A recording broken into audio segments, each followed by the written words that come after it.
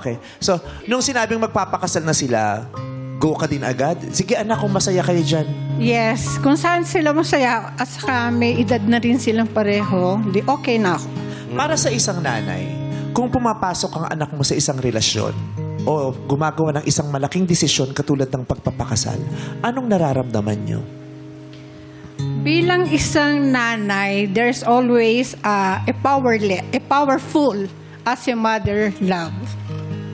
'Di ba?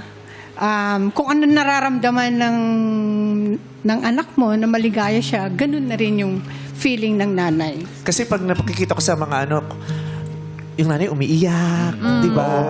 Yung iba natatakot. Kasi di ba, syempre, pag nagpakasal na yung anak mo, pinapalaya mo na siya di ba? Yes. So natatakot ka na, baka kung ano mangyari kasi wala na ako doon, hindi na ako. Meron ka ba kayong ganung agam-agam o wala naman po? Wala. Thank you po. Mas gusto ko pa.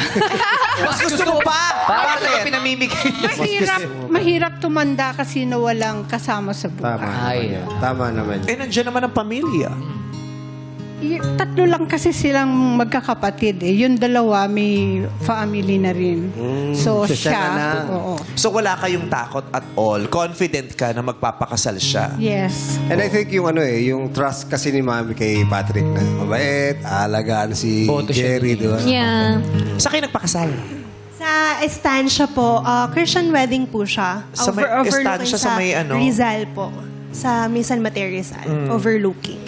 Maraming guests? Opo, 150? Uy! Yeah, 150 po.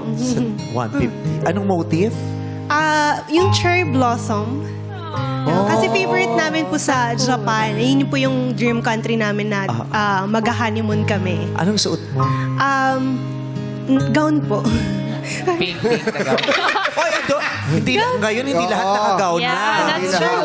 Yung iba naka-dress lang, iba nga naka-pants. Sa mga Yeah. garden wedding, di ba? Oo, kung makatawa kayo, mga ignorante. Nagalit agad! Anong gown? Siya po yung nag-design Bubble. Bubble ka. Siya mismo nag-design? Yes po, pati yung coat niya, siya yung nag-design. Talagang hands-on talaga si Patrick, no? super hands-on po kaming dalawa. Wala po kaming event coordinator. Kami po yung nag-design ng like yung mga flower, invitation. Anong date? October 6 po. Why? October 7, nanay ko. Hindi mo na 6 siya po. inimbitahan. Birthday daw kasi. Bakit October 6? Anong special doon? Anniversary po namin yun. Yes po. Anniversary nyo, nagpakasal Yes kayo. po. Exactly 5 years. Ilang